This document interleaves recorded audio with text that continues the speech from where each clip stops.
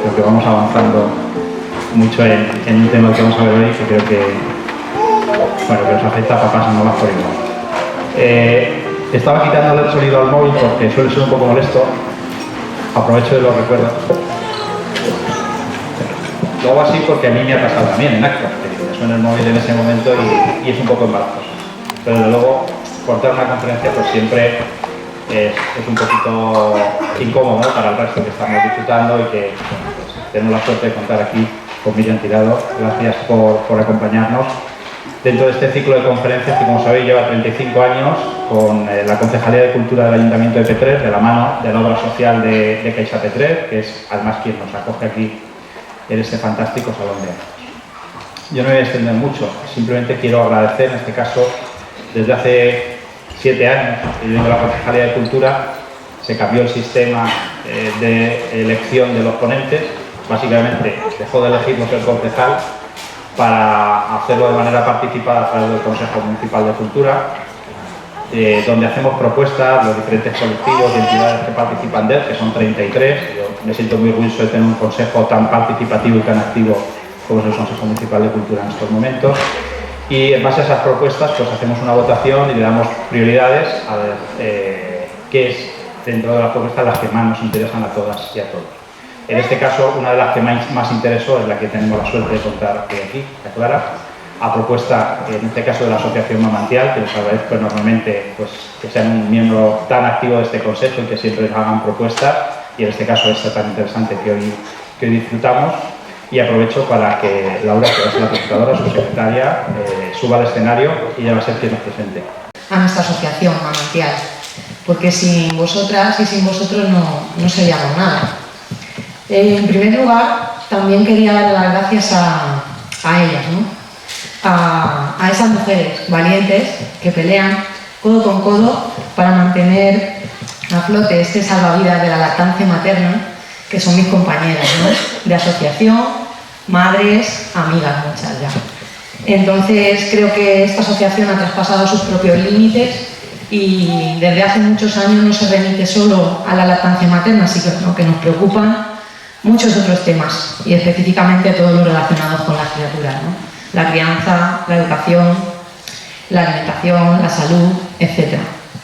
Entonces, pues estoy muy orgullosa de pertenecer a esta asociación y sobre todo de compartir mi tiempo de voluntariado con gente tan generosa y tan buena como ellas. Su carrera de periodista para dedicarse de lleno a ayudar a familias, a que las familias nos conectemos, nos comprendamos y fortalezcamos nuestros vínculos. Creo que es súper importante. Sin duda me impactó su contenido, pero más aún su manera de transmitir. Era como si pusiera palabras a cada una de las cosas que yo misma sentía o había sentido respecto a mi maternidad. Sensaciones que se manifestaban a flor de piel, de una forma electrizante y pacificadora al mismo tiempo. Al poco tiempo atravesé una crisis emocional y de salud muy severa, como muchas ya sabéis, y pensé que sería una buena idea escribirle, aunque no esperaba una respuesta porque tampoco había contratado nada con ella, solamente le mandé un email. Pero la respuesta llegó. Respira. A ver, lo que me contestó no fue una solución, obviamente, a todo lo que me estaba pasando, pero sí me dio fuerzas para seguir adelante. Y ahí empezó mi obsesión por traerla, que por fin, hoy, se está haciendo real. Ha estado más de 30 años haciendo esta labor y, claro, yo me acuerdo, ¿no?, mi adolescencia y mi juventud con mamás que venían a la consulta de mi madre. Yo durante un tiempo me acuerdo, ¿no? Cuando ya eres, no sé cuánto tenía, yo 17, 18, ¿no? Me echaba unas horas ahí en la consulta, hacía de secretaria y así me ganaba unos eurillos por si quería luego salir o comprarme algo. Y me acuerdo que bueno, ¿no? Yo veía a mamás entrar en la consulta, ir a mi madre, a veces mi madre abría la puerta y ya se le echaban a llorar, ¿no? Venían con sus bebés, mi madre era además asesora de lactancia. Yo veía todo este mundillo, pero yo pensaba, a mí esto no va conmigo. Porque era muy joven, ¿no? Y en la adolescencia nunca querés nada que tenga que ver con tus padres.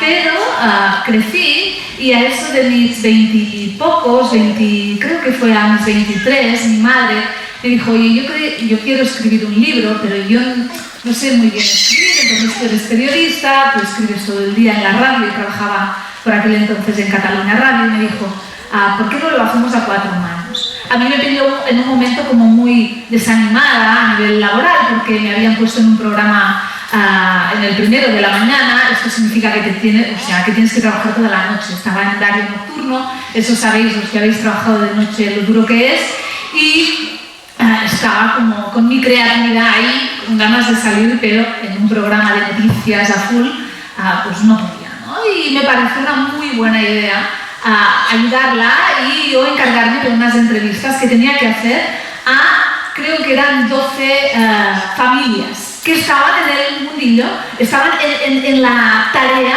de embarazo, parto, a punto de parir, lactando o ya criando a sus hijos bebés.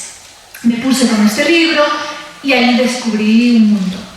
Tanto que cuando terminamos el libro y nos lo publicaron, yo dije, mamá, esto es muy importante, o sea, vi como la luz. Y le dije, yo quiero más, saber más de todo eso. Quiero saber más de embarazo, quiero saber más de parto, quiero saber más de crianza consciente. Y empecé a devorar toda su biblioteca de todo lo que ella, a lo largo de esos, pues en ese momento, no sé cuántos años, había ido acumulando. Y cometí ese error que cometemos cuando somos jóvenes, ¿no? Que creemos que lo sabemos todo. Habiendo leído tanto, ¿no? Pensé, esto va a ser chupado. Primero porque todo el mundo ha tenido hijos, entonces si todo el mundo los ha tenido, como no los voy a poder tener yo y criar así, pim pam. Y segundo, porque yo me lo he estudiado. Yo venía, ¿no? En mis estudios, yo era la empollona de la clase, junto con alguien más, pero yo era de las que estudiaba mucho, me gustaba estudiar, me gustaba sacar buenas notas. Y pensé, ¿no? Pues como con un examen, que si estudias te lo sacas bien, pues pensé que también eso era más o menos lo mismo. Si te estudias lo de tener hijos, pues sacas buena nota. Y la hostia que me pegué fue monumental. Empezando ya por el parto, que claro, además mi madre tenía como, ella acompañaba a las mamás durante todo su embarazo y trabajaba muchísimo sus miedos, sus bloqueos, etc. Mi madre las ayudaba además, mi madre hizo mucho trabajo en cuanto a respiración, meditación, etc. Y mi madre tenía una ratio muy alta de mamás que acababan pariendo natural. Y claro, yo cuando ya con mi barrigón iba por la calle, en mi ciudad, la gente me paraba, claro, uy, tú eres la madre de Àngels Torres, claro. Ahí era como conocida y tú lo tendrás chupado, vaya parto natural más bonito que te va a quedar, ¿no? Me decían, y nada más lejos, tuve una cesárea y luego otra, 2 cesáreas que me enseñaron que nada es como parece y que lo de estudiar en esto de la maternidad ayuda un poco, no digamos que no, pero no lo es todo, ¿no? Estás tú, está tu bebé y luego está la vida, que tiene los planes que le parece que son mejores para ti, ¿no? Para aprender lo que tengas que aprender. Cuestión que fue una, como decimos en catalán, una patacada guapa, y me quedé aturdida al principio, ¿no? Después de parir a mi primera hija, dándome cuenta que las cosas no eran tan fáciles como yo había pensado, ¿no? Fue un baño en toda regla de humildad, de, ostras, tú te creías que lo sabías todo y ahora sé que no sé nada. Que todo eso era la teoría, una teoría que es muy bonita y que es fácil de comprender. A ver, todos somos más o menos inteligentes, leemos algo y lo comprendemos, pero luego llévalo tú a la práctica, esto es otro cantar. Bueno, pero bueno, la etapa bebé me fue más o menos fácil. Yo me pedí una excedencia en la radio y me pude dedicar a la crianza de mi primera hija con cuerpo y alma, y como íbamos a su ritmo, pues todo fue muy bien, realmente fácil. La cosa se complicó cuando ella, con 2 años, nosotros no nos habíamos planteado mucho sobre el límite. Sabíamos que, bueno, pues yo que había estudiado, sabía que lo de castigar no funcionaba, que lo de las amenazas a mí no me resonaba para nada, a mí tampoco me habían criado así, entonces, bueno, más o menos tenía una línea más o menos clara, pero otra vez no habíamos planteado muchas cosas pensando que, bueno, no sería tan difícil. Y no había mucha coherencia en casa. Ejemplos. Nuestra hija empieza con el baby led weaning, a comer sólidos, etc. Y va a comer muy sano, ¿no? Y ¿sabes? Su pescadito ahí, que se lo compraba, me acuerdo, lenguado, fresco, luego sus verduras, todo súper, como muy cuidado. Pero mi marido y yo teníamos un cajón con guarradas.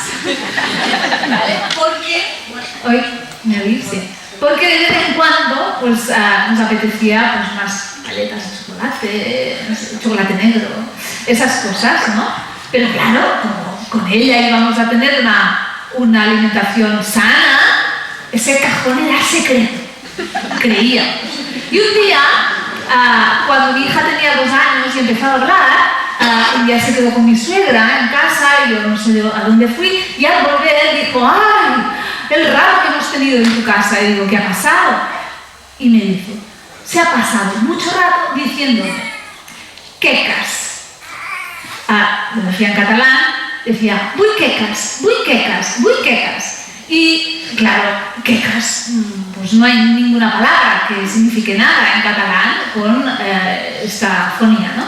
Y ella le preguntaba, ¿pero qué zapatos? No, no.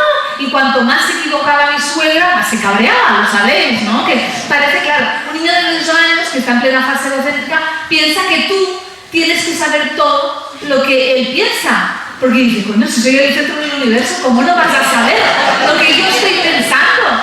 Si tú eres Dios, tú tienes que estar dentro de mi cabeza. Y ella insistía, ¡quecas! ¡Quecas! Y lloraba, y mi suegra señalándolo todo. Y la no. Bueno, drama. Y estuvieron así un buen rato. Y al final, mi hija no era tonta. Y ella ya sabía que algo era, o sea, eso no estaba muy bien. Pero por eso no se lo decía claramente. Pero al final, cuando ya vio, esta mujer no se entera, se levantó, empezó a caminar, se fue a la cocina y dijo, ¡quecas! Y señaló el cajón que nosotros creíamos que era secreto. El de las guardadas. O sea, que se había enterado. Se había enterado de nuestra incoherencia. Y esta solamente era una. Ahí me di cuenta que teníamos que cambiar cosas. Que ella estaba creciendo y que no era normal ni tampoco coherente que le dijéramos, que le pusiéramos unos límites que nosotros no avanzábamos. Además, me di cuenta de otra cosa, y es que cuando ella, claro, etapa de rabietas, de los 2 a los 3, me empecé a dar cuenta, especialmente en esta etapa, la del cajón, que cuando ella lloraba mucho, yo me abrumaba, es decir, me salía mal. Quería algo, yo le decía que no, porque yo pensaba que no, pero ella lloraba, claro, ya sabéis cómo son los niños, o sea, es drama, o sea, se les va la vida en ello. Y piensas, hostia, los vecinos van a pensar que la estoy escuarterando, porque llora muchísimo por una cosa que yo creo que es una tontería. Sí, le he dicho que no, pero luego yo empezaba con mis dudas. Pero a ver, es una tontería, la estoy haciendo llorar porque sí, podría no llorar. Esto es importante, bueno, me hacía un lío guapo. Y ahí yo ya empezaba a ver que yo tenía un problema, pero es que ya me lo corroboró completamente a los 3, cuando ella ya hablaba mucho y muy bien, que más o menos, digo edades así a grosso modo, porque ya sabéis que cuando van creciendo ya no te acuerdas, tú piensas, de eso me voy a acordar toda la vida porque lo estoy pasando canutas, pero luego no te acuerdas. Bueno, pues más o menos a esa edad, un día llevaba una amiga suya detrás del coche, en el coche, y ya mi hija le preguntó, oye, no sé, puedes hacer tal cosa, o te dejan hacer tal cosa en casa, o puedes, no sé qué era, no me acuerdo. Pero lo importante es lo que os voy a decir. Mi hija, a su respuesta, que tampoco recuerdo lo que fue, porque eso a mí no me activó. Lo que me activó fue la respuesta de mi hija, que le dijo, tú insistes mucho que te van a decir que sí, porque a mí me funciona. Y yo estaba conduciendo y casi tengo un accidente, porque pensé, hostia, esta tía es muy inteligente, o yo muy tonta y no me he enterado. Con lo cual, no es que ella fuera muy inteligente, es que yo pensaba que ella era tonta, que es distinto.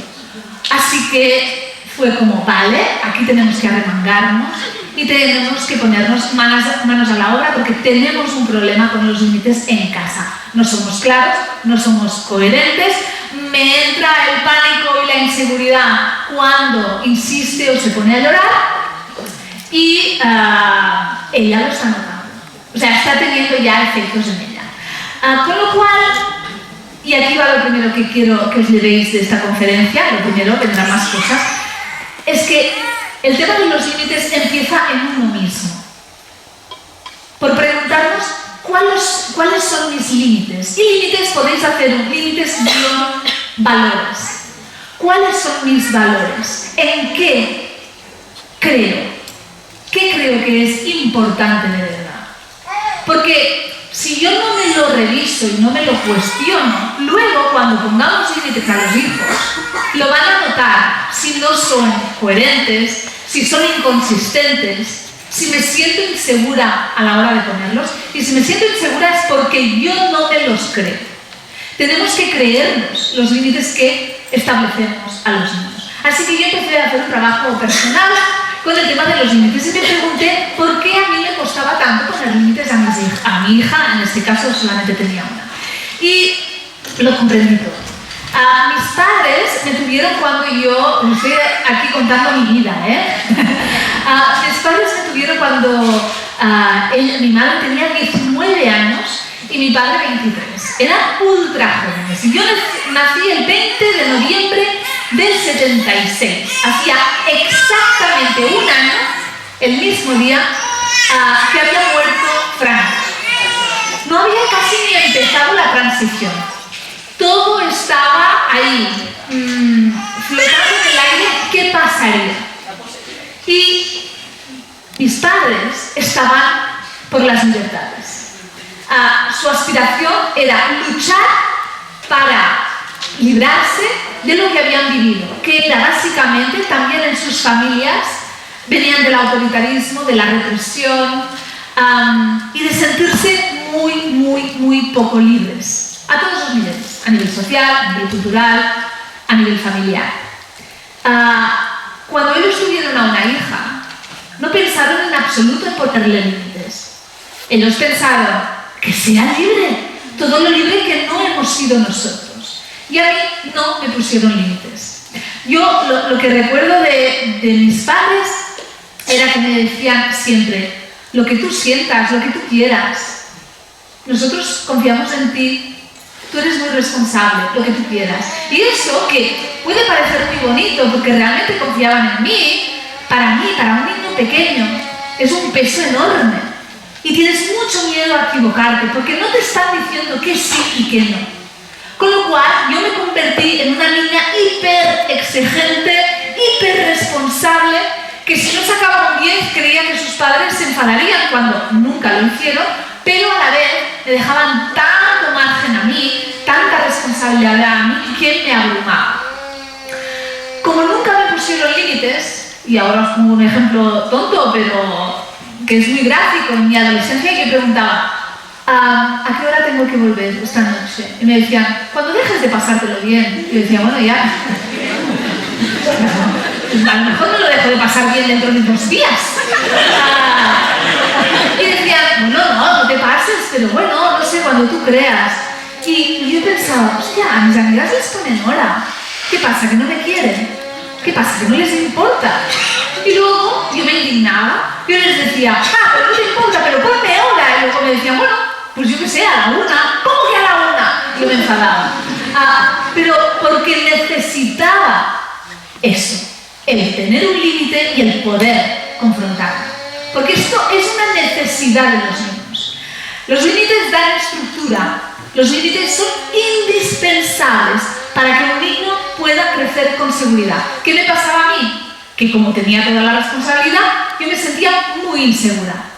Y cada vez que me tocaba tomar una decisión, yo qué sé, tonterías, pero para una niña son importantes. Te invitaban a ir a una fiesta de cumpleaños o a pasar el fin de semana con otra amiga que no era del grupo del cumpleaños. Mi dilema, mamá, ¿qué hago? Mamá, ¿qué hago? No sabía nunca qué hacer, siempre estaba dudando, me sentía muy insegura, porque no me habían transmitido seguridad, no me habían transmitido, nosotros somos los adultos, nosotros somos los que ponemos estos límites y tú puedes crecer tranquila porque sabes hasta dónde. Bueno, esto lo hemos hablado mucho, ¿eh? No penséis que voy por los lugares, las ciudades, ahí criticando a mis padres así porque estoy cabreada con ellos o tengo un trauma. Y también por eso, ¿no? El título de la conferencia era Límites conscientes, aprender a establecerlos y crecer juntos. Porque el tema de los límites no es solamente, mira, ahora Miriam nos dará un ABC, haz esto y todo va a ir bien, porque esto así no funciona. Nada en la crianza funciona así.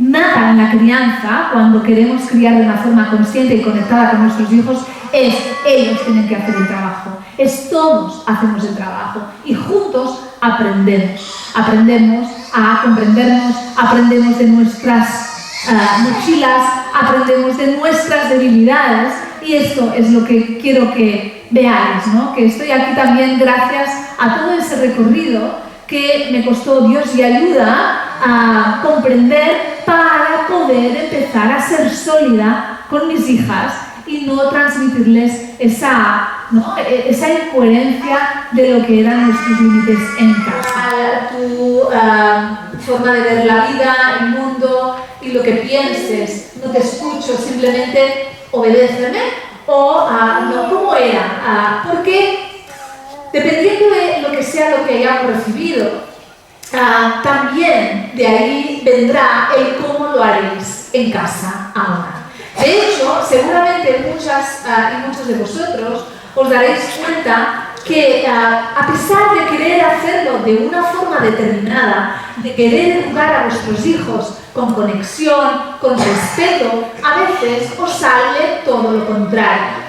Y decís, pero ¿quién es esta que ahora está hablando? ¿No? A mí me pasó, yo lo recuerdo mucho, mis padres eran muy flexibles hasta que dejaban de serlo, luego se cabreaban mucho y mi padre siempre me decía, y me acuerdo, mis padres se separaron cuando, mira, ya he vuelto a lo personal, se separaron cuando yo tenía 5 años y me acuerdo que, supongo, yo recuerdo solamente la frase, pero supongo, yo me imagino que cuando iba con mi padre a veces debía de echar de menos a mi madre y luego yo decía, mamá, mamá, y al final cuando mi padre estaba hasta el moño de escucharme me decía, ni mamá ni momo, ¿no? Pues bueno, esto me quedó y era algo que odiaba, o sea, odiaba profundamente esta frase, porque ¿momo qué es? Hasta el día que un día con una rabia de mi hija a los 3 y medio o así, después del cole, en plena adaptación escolar, empezó a llorar y que no paraba y al final, y ella, mamá, y yo al final hasta el momento también, ni mamá ni momo, y dije, hostia, ¿dónde está mi madre? Vive en otro pueblo y se ha teletransportado y está en mí. Porque estaba en mí en ese momento de desconexión de mí misma y de la adulta que yo era, me poseyó mi padre y dije frases que estaban súper integradas en mi inconsciente. Esto es lo que tenemos que trabajar más, ¿no? Cosas que hemos escuchado tantas veces cuando éramos pequeños que han quedado integradas de una forma brutal. ¿No os dais cuenta a veces que hacéis cosas que os parecéis a vuestra madre o a vuestro padre? Y que decís, a ver, que yo les quiero mucho, pero ¿hace falta que lo hagan igual? ¿Verdad que no? ¿Por qué no encontramos nuestra forma? ¿Por qué no podemos estar libres de esos patrones y de esas formas de hacer las cosas? Pues porque nos marcaron mucho. De 0 a 7 años, el niño es plasticidad pura, ¿no? Y es todo lo que va captando, escuchando, sintiendo, penetra de una forma brutal en su inconsciente. Es una etapa de la vida en la que no hay todavía el cerebro desarrollado, propiamente como lo es en etapas posteriores, en las que hay muchísima inmadurez y todo lo que va entrando de 0 a 7 va quedando ahí, arraigado a tope. Y sin saberlo, cuando somos adultos todavía nos está marcando cosas que escuchamos, que vivimos, que sentimos en la etapa de 0 a 7 años. Por eso muchas veces cuando preguntamos ¿qué pasó en tu infancia? La gente dice, hostia, es que no me acuerdo. Claro que no nos acordamos porque el cerebro no estaba todavía preparado y maduro para tener esa memoria, pero hay una memoria inconsciente que sale cuando estamos actuando desde el automático, cuando no nos damos cuenta, que suele ser cuando estamos cansados, estresados, agobiados, preocupados o no nos encontramos bien físicamente. En esos momentos es cuando más salen a la luz nuestros patrones y cuando más nos alejamos de lo que verdaderamente queremos hacer en la crianza de nuestros hijos. Los límites crean estructura, crean un marco en el que ahora sé cómo desarrollar. Vosotros imaginaros que queréis construir una casa y para construir una casa tenéis que encargar unos planos a un arquitecto y hará unos cálculos que se los dará al albañil o al equipo de albañiles que tenga que construir la casa. Y imaginaros que para hacer los cimientos de la casa les da unos planos el lunes. La pared este va aquí, la pared norte va aquí, tal. Y empiezan a trabajar. Pero es que el miércoles vuelve el arquitecto y dice, mira, no, que me lo he repensado. La pared norte irá 2 metros más hacia la derecha y la pared sur 2 metros más. Esto no es posible, ¿verdad? O sea, nadie podría construir una casa sólida con esta inconsistencia continua de cambios en la base. Pues es un poco lo que hacemos nosotros cuando no criamos desde unos límites sólidos, conscientes y coherentes. ¿Qué son los límites? Como os he dicho antes, podríamos poner un guión de igual a valores, las cosas realmente importantes de la vida, que yo las resumiría de una forma muy breve en seguridad. No puedes ponerte en riesgo, en peligro, y no puedes poner en riesgo a los demás tampoco.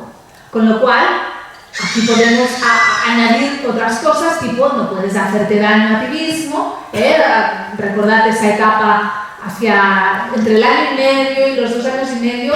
Muchos niños, cuando están desbordados emocionalmente, se pegan a ellos mismos, se dan golpes con la cabeza, con la trona, ¿vale? Esto es muy habitual y es porque tienen una emoción tan bestia dentro que no saben cómo sacarla y la sacan desde lo físico pero hacia ellos mismos.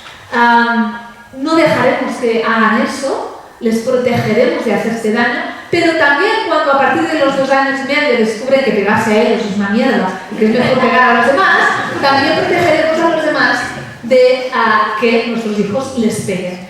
Por lo tanto, principio de seguridad, límite de seguridad clarísimo. Ahí también entran otras cosas, como por ejemplo la higiene. La higiene, el cuidarse, el autocuidado, el descanso, la alimentación. Estas cosas, dormir, comer, limpiarse, cuerpo, dientes. Y mantenerse seguro, a salvo y también a los demás. Y aquí también entramos también lo que compartimos. Puedes enfadarte, pero no puedes romper los platos de casa, porque los usamos todos para comer. No puedes romper o dar una patada a algo que compartimos, primero porque te hagas daño, pero después también porque es algo que es común, que es nuestro, de todos, ¿no? De la familia o de, pues eso, la sala en la que estamos. La emoción siempre es válida, el comportamiento no. El comportamiento a veces puede ser inadecuado, puede ser incorrecto, con lo cual tenemos que ayudarles a ir modulando y haciendo esta distinción entre puedo enfadarme, pero no puedo hacer daño, no puedo romper cosas. Y cuando empecé a hacer esta conferencia hace muchos años, no añadía este límite que ahora os pondré, que también lo considero muy importante, que es el de las pantallas. A día de hoy sabemos que las pantallas suponen un riesgo para el cerebro de nuestros niños, especialmente pequeños, pero también en otras edades, con lo cual también tiene que haber un límite de pantallas. Pantallas entraría también en seguridad, al final es proteger el cuerpo de nuestros hijos y esto también el cerebro entra en esto. Por lo tanto, resumiendo, seguridad, alimentación, dormir, pantallas, higiene. Luego hay otra cosa, aquí en estas cosas que os acabo de decir, podemos resumirlas y si alguna vez tenéis dudas de esto es un límite o es una norma, que ahora os contaré qué es una norma. Un límite tiene que ver con la integridad física, emocional, psíquica de uno y también de los demás, porque vivimos en una sociedad, con lo cual tengo que cuidarme, pero también cuidar del resto. Si tenéis dudas, os podéis preguntar, ¿esto que no sé todavía si es un límite o es una norma, tiene que ver con la integridad física, emocional, etcétera, del niño o no? ¿O es una cosa irrelevante para su bienestar? Esto que no sé todavía si es un límite o una norma, va a impedir que se desarrolle de una forma desde el bienestar o no. Si lo impide, es un límite. Si no lo impide, no es un límite. Y aquí vengo con las normas. Hay normas familiares que ponéis vosotros en vuestras casas, pero que luego vais a casa de unos amigos y no tienen esa norma. Hay normas culturales que tenemos en una cultura, pero luego vamos a otra cultura y ahí esa norma es una chorrada y ni sabían que existía esa norma. Hay normas que tienen que ver con lo social, y lo social también dependerá del lugar donde estemos y de quienes seamos, etcétera, etcétera, ¿vale? O sea que hay normas distintas dependiendo de un montón de cosas. También hay normas familiares. Y, por ejemplo, ¿no? Hay familias que dicen, no, es norma en nuestra familia que cuando uno cumple años, todos tenemos que no sé qué, no sé cuántos, y esto es sagrado en nuestra casa. Bueno, pues es una norma que tiene esa familia, pero no la compartirán en otra familia.